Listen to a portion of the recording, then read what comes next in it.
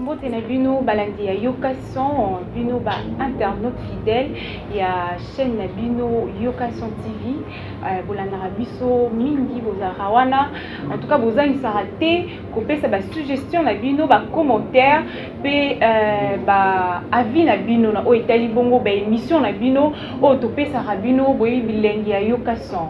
En tout cas à la présentation c'est comme ça Alexandra Tsona ya bino hein, à la voix des anges. Il va bien à Bansusu, Bansusu va bien à Miss, Bansusu va bien à mannequin, mais c'est toujours moi. Les autres robeta ma solo ya politique té. Les autres y a ma solo ya mindoule, solo ya mindoule, mais beaucoup plus chrétienne. Robeta ma solo ya ngonga mbote. Nazali bongo na une chanteuse chrétienne, maman na biso. Toye baye ensemble na bino. Et ndé na kopesa yembote, ce qui vous permettre ngai. Bonjour maman. Bonjour. Maman kombo na onani. Kombo nanga Germaine Esther Ngasa Bananga. Kombo na yo Esther Germaine Esther Ngasa Banana. Bananga c'est-à-dire balinganga. Donc ezali kombo Ngasa elingo ba grâce. Bananga la signification balinganga. Donc yo tourne autour de la grâce, il y a bolingo. Donc nzambe ndazo circuler na yo. C'est ça.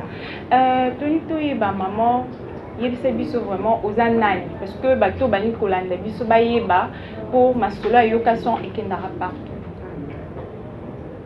Ngai azali moyembi akolo to chantre de l'Éternel.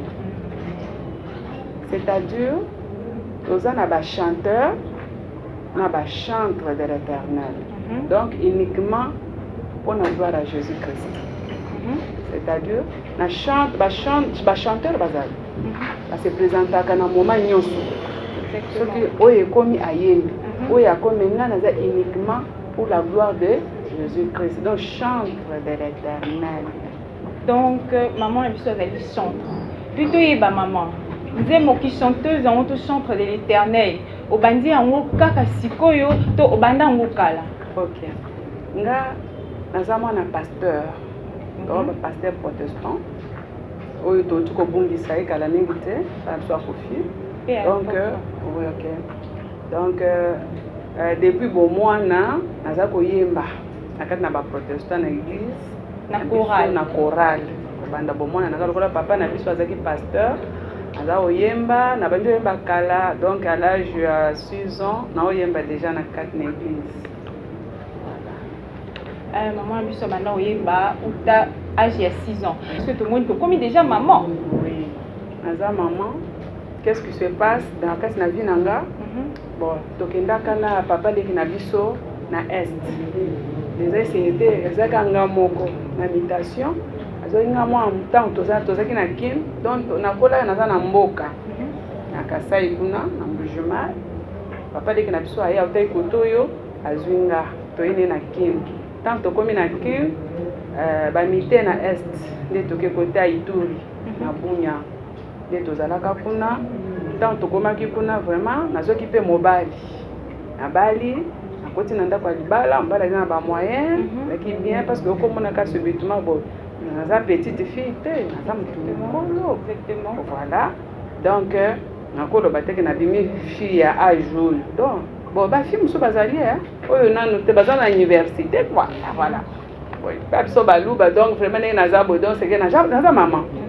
Donc tant que na papa deke na biso komi kuna donc bali oboti bon nazwanaki na mobali na côté na kovana parce que tango babandi moi souffrance ezalaki souffrance moko ezalaki donc esalanga bien ti nini akozana mobali mo boye ake na vandi na boti pe na ye sikoyo tango sikoyo ekomi moment bitombe ekomi kuna na Ituri mobali azaki mutu munene quoi cadre azaki mutu munene mutu ambongo parce que tango guerrier tomba c'était terrible quoi nakati na Ituri tomona ko ba komona ti fa ko vivre ngondo ka kondima parce que bato bakufaki bato bamonaki sime tozoki ngolo loko tozali na ba moyen to qui moi biloko ezaki wana le tokimi sauver biso basoda bakotisi biso na avion toye ntango tokomi awa okoma mbala moko nde tose séparé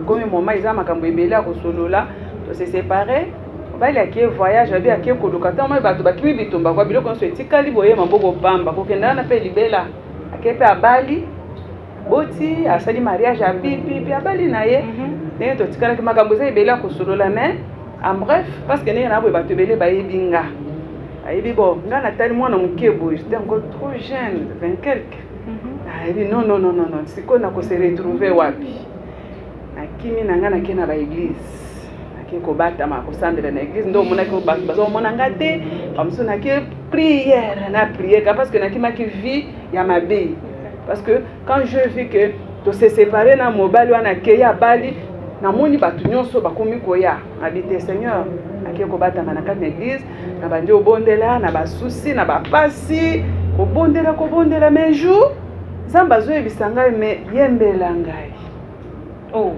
voilà donc mongongo Nzambe azolobela yo nazaki na zamba nasalaki 3 mois na zamba na mangengenge Seigneur azoyebisa ngai noki mpe baye koyebisa ngai pa prophète yo oza moyembi yembela Nzambe parce que chaque fois même nazaki mwana moke naza koyemba mais na baéglise naza koyemba bacantique individuelle naza koyembaka na baéglise solo voilà depuis kala même ntango nazaki na kati na ndako ya libanda naza koyemba kaka naoyemba na baéglise naoyemba na baéglise ntango moment difficile comme lokola nayebaki Nzambe déjà nakokaki kosala autrement te nakimaka epa Jésus Christ nake kobombana na kati na baprière nake na bazamba bato bazali na bazamba ba musicien nyonso bayebi ngai na bazamba nabondelaka ntango naye epa baninga na ngai bayembi tosali ba réunion epa Patrice tosali ba réunion ayebi ngai ba Mike Flo ba Mike Kalambai ndo bayembi nyonso bayebi ngai bamoso basino banga donc c'est l'ancré donc pe balinganga mingi balasanga bolingo pona comportement nga quoi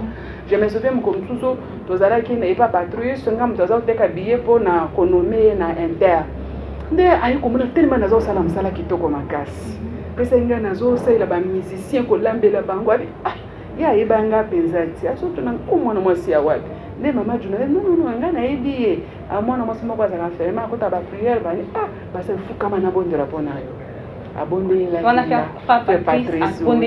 abonda bi yo Nzambe asalo nde mpe kasalinga mpo namoni comportement eza malamu mingi akenda ata na ndako ne pasi mpe ayebi nga sikoyo qu'est-ce qui se passe ntango na bandi otravailler donc nazangaki aide tu vois ça mpona s'en sortir nazali kosala mwa baaffaire na nga mike ntango Nzambe ayebisi ngai ke yembela nga nazwi bambongo wana na bandi oyembela Nzambe na bangi okota ba studio okotisi na mosala Nzambe donc appel oyo Nzambe abengaki oyo lobi te il faut natika oyo mokili investir en kati na mosala Nzambe exactement nayembi nayer moko nazali deux clips natiki na bandi kobunda nde nasilisa mosala wana donc sikoyo ekomi moment sortie officielle quoi.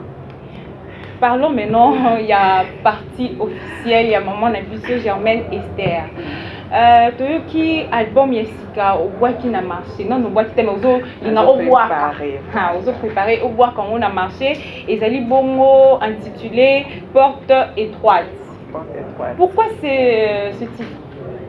C'est Jésus-Christ lui-même. C'est Jésus-Christ lui-même. Mais quand on développe, parce que téléspectateurs, internautes, Porte étroite, c'est Jésus-Christ lui-même.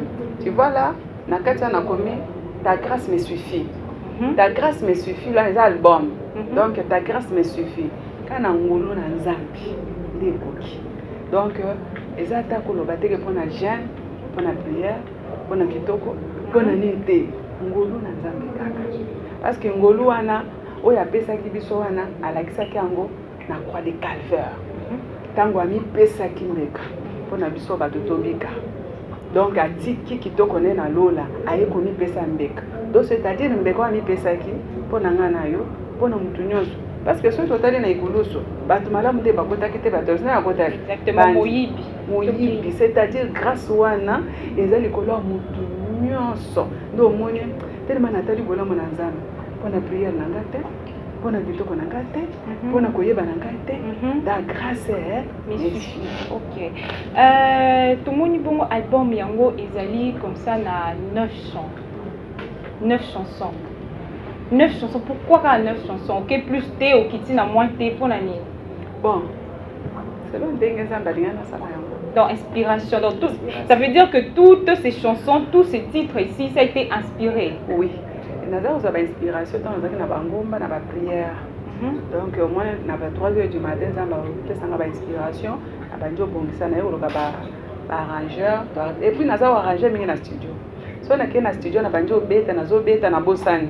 Alice Mango na bazweli nga basona bandiko ko yomoko compositrice ngamoko yomoko chanteuse yomoko compositrice donc batekeli nzembo te et le dans la parole te bon batekeli nga ba parole te parce que je tourne ça na bas studio na travailler so to travail tozo kotisi na kotisi maloba muso ezo ya boye no yeba na ngati ezo ya soki na silisi na bosani sikona kozwa copie wana ni na banjo yeko donc nazo yeko wana pe maloba muso ezo ya kabo.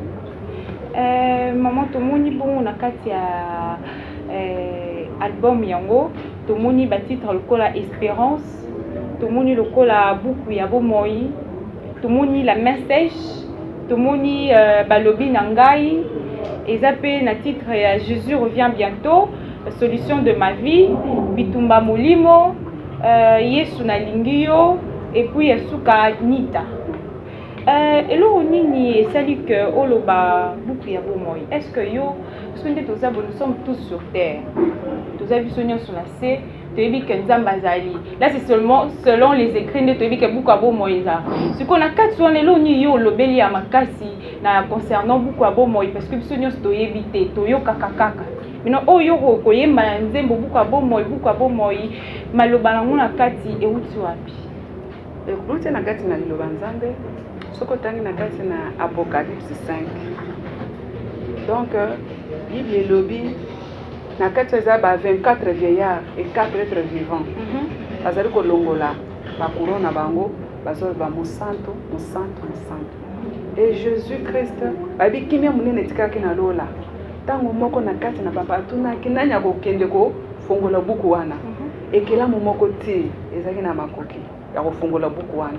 Mais lui moko Yesu Christ nde mutu azaki na makuya osani ni ya kofungola buku wana nde place nazwaki inspiration wana na place wana okomona place mosusu ezali mwana mpate mwa mbokende ozwelanga mpunda ntango Jésus alinga kota na Jérusalem na gloire abayi bokende ozwelanga mpunda wana azaki attaché quelque part ntango bango bakei bakoti nkolo mpunda bayebise ke le maître en a besoin bango bazalinga koboya mpunda wana ezanga na yo donc il faut yeso amatela biso mpona kosala œuvre de Dieu mais kokuta toza limité quelque part kangi biso moyen ta mosusu ba moyen financier ezozanga osalela nzambe mosusu place mosusu ozali bazobloke yo place mosusu ozali do moyen kosalela nzambe eza te mais Jésus ali en a besoin. Est-ce que tu coquille koyoka moi a capé la moko venant de toi-même maman Germaine Esther pour avant tout l'andango pour avant tout l'andango mon pesi biso no moi bilengango to yoki a on tout sentir on to yeba ke yonde mutu pesa kango c'est ça problème ezate pesa so moi capé la kaka ça to yokara no moi so avant tout l'andango Régie Audrey avec de la vision nani akokaki kofongola buku ya bomoi azalaki te obele Yesu Masiya mwana na pati yende akokaki kofongola yango. En tout cas, partout na moni que non, ezaka nzambe ni mutakoko fungola aucune personne sur terre. Avant ça, to senga bongo na Rodrigue Poyi, le grand monteur réalisateur en même temps caméraman asidara nyonso yaza partout et c'est du côté de la main.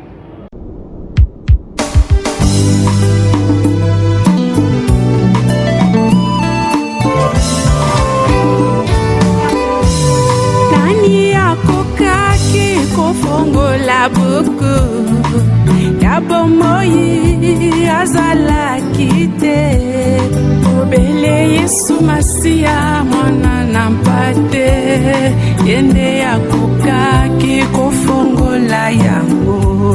Nani akokaki kofongola buku ya bomoi azalaki te obele Yesu Masiya mwana na mpate yende akoka nazalaki kofongola yango.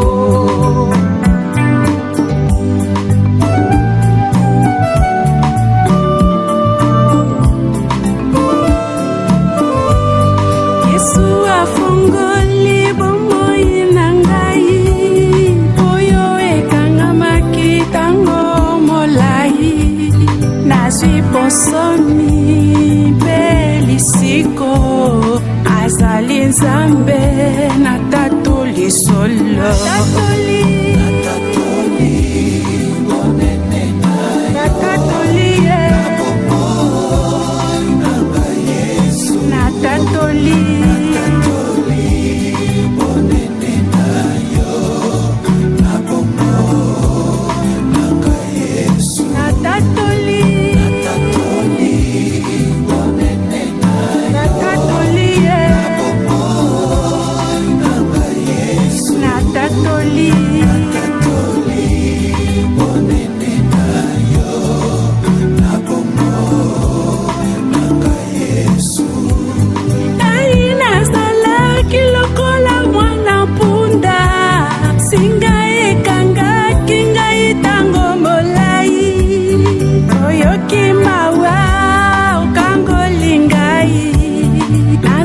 Bosomi ozali Nzambe.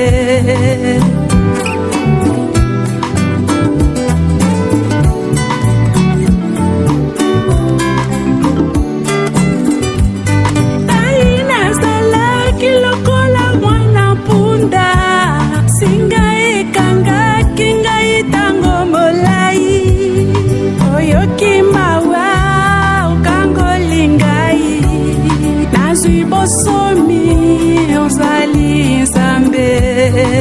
Natatoli monene na yo, na bomoi nanga Yesu. Natatoli monene na yo, na bomoi nanga Yesu. Ngai nazalaki mokufi ya kotambola, yo botolinga na maboko ya ba oppresseur, baravisseur, batiwe, batikali na soni.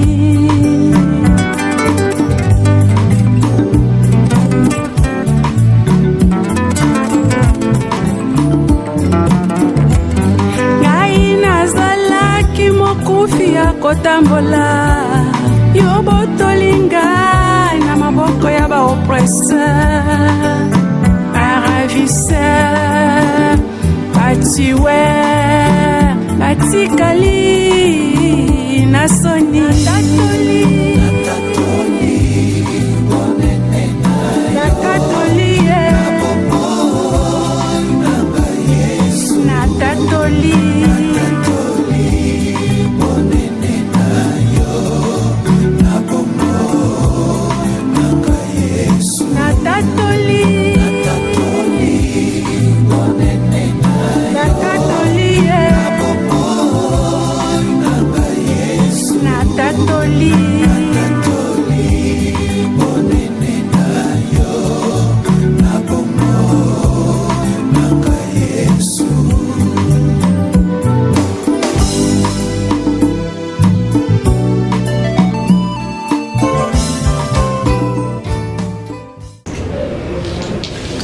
Voilà, nous venons tous de suivre cette belle chanson, Beaucoup ya Bomoi.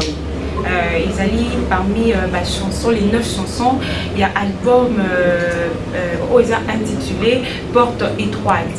Porte étroite, et Mbami Bongo, la maman Nabiso, maman Germaine Esther Ngassa.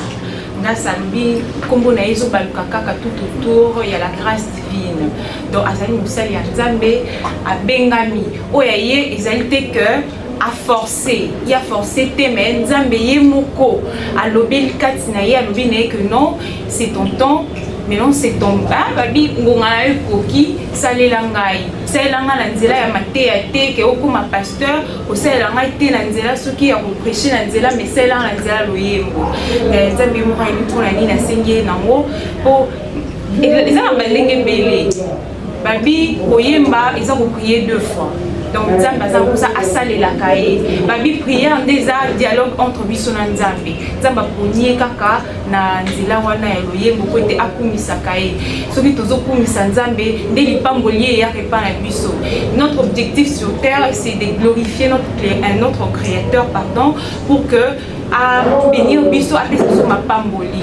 Tozongi bongo na invité na biso tozali na ende depuis ne bandendenge na présenter ki biso ne bandeli maman Germaine Mystère ça na biso tozo continuer pour que toi que toi aussi bisa bongo émission na biso ya lelo o tobi bongo oza surprise parce que to bête national loyembo ça na bongo la politique malini kasi tozo na mo na masula loyembo pe ya profanité to na loyembo ya Nzambe pona ko meka ko édifier ko TAP abonné na biso ya Yokason ba téléspectateurs na biso ya Yokason TV bazala toujours wana édifier na maloba non seulement politiquement intellectuellement aussi spirituellement parce que Nzambe nde base avant tout ça la dolo on sort Nzambe nde base parce que c'est Dieu qui est la source de tout maman na biso oti bongo kolanda nzembo donc nzembo ezali na titre ya buku ya bomoi en tout cas ngambo konde na nzambo sina yoki déjà pe na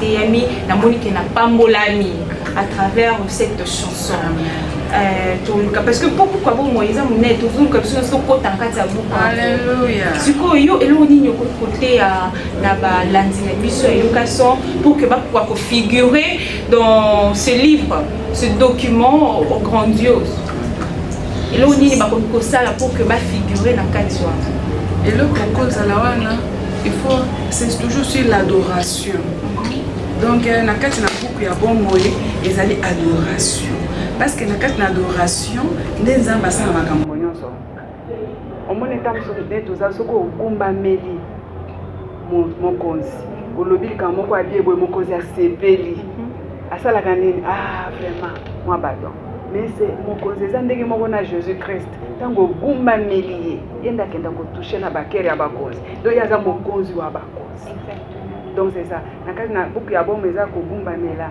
leseli Jésus Christ oyo akeli bato nyonso oyo aza na souffle de vie ya moto nyonso oyo aza na liloba suka soki alobi non oyo akoloba wi aza te soki alobi wi oyo akoloba no aza te ye nde aza liloba suka mpona bomo ya moto eza na kati na buku ya bomo parce que tomoni de 24 êtres vivants bazali kogumbamela kaka Jésus Christ kutu na moi bazobaka mosantu mosantu mosantu donc 3 fois 5 fois donc na kati wana il faut ko sala wana ko figurer l'adoration donc c'est ça buku ya bomo na moni pe sous titre moko étiqué ngai awa na moni solution de ma vie.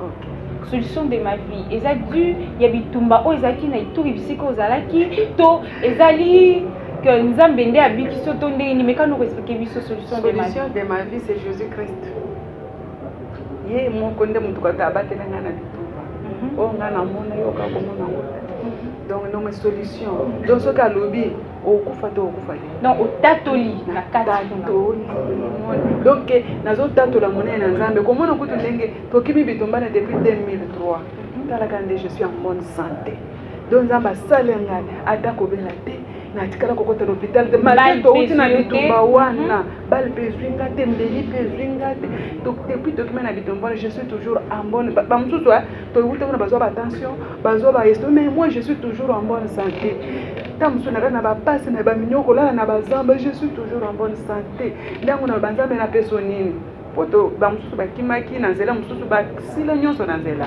mais ndo solution de ma vie c'est Jésus Christ buku ya bomo ezaka do makambo ebele wana donc to bandi sikoyo atungu etana en tout cas balandi na biso ya Yokason tokokemisika te tosenga kaka na bino bosomba parce que ton lancement mozo pesama to benga bino nous vous invitons à consommer cet album o ezali bongo yembami na mutu oyo a salite na sentiment mokili mais kasi Nzambe nde ye moko kolo yesu alobi na ye mbongo na ye moko elobeli ye po ete akoma kosalela ye. En tout cas, je vous invite à espérer, à consommer cet album bosomba yango boyoka yango pe grâce ya wana nde boko glorifier monene ya Nzambe boko tatola yango po ete yende c'est le maître de tout sur terre. Maman na biso to balandi na biso siko bakomi na ngonga oyo bakomi koluka bayoka maposa na yo pour na lancement officiel ya album oyo ezali bongo Porte Droite. Ok, basali ya Nzambe balandi ya Jésus Christ eloko to ya liboso na kopesa no numéro na nga ozo numéro na ngai 081 53 64 687 c'est un numéro artiste comme tu as 081 53 64 687 687. Voilà. Donc on s'en a pour ça à maman Esther Germaine Esther a bengaye bongo na 081 53 64 687. Donc vous voyez moko. Tout en préparation, il y a sortie officielle. Donc ndenge molimo Nzambe ko kamba yo ndenge ko toucher yo. Ils appellent numéro 1 pesa. Numéro les appelle 1 pesa.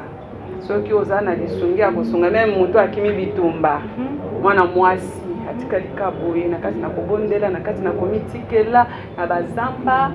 Donc Nzambe Saint-Esprit akosunga yo moko soka sata lisungi osunga so pona musala Nzambe sa nini ekende liboso pona gloire ya Nzambe pona gloire à Jésus Christ pour te préparer sortie officielle pour bozwa ba CD ba DVD donc tomatisa ba banderole pona ko soutenir œuvre du Seigneur Jésus-Christ. En tout cas, pour tout ça, maman Germaine, on a tendance à bien Esther. Mais on a les limites qu'on a bien en mobimba pour essayer kitoko. Les accombos Jésus-Christ a fait ça kinga.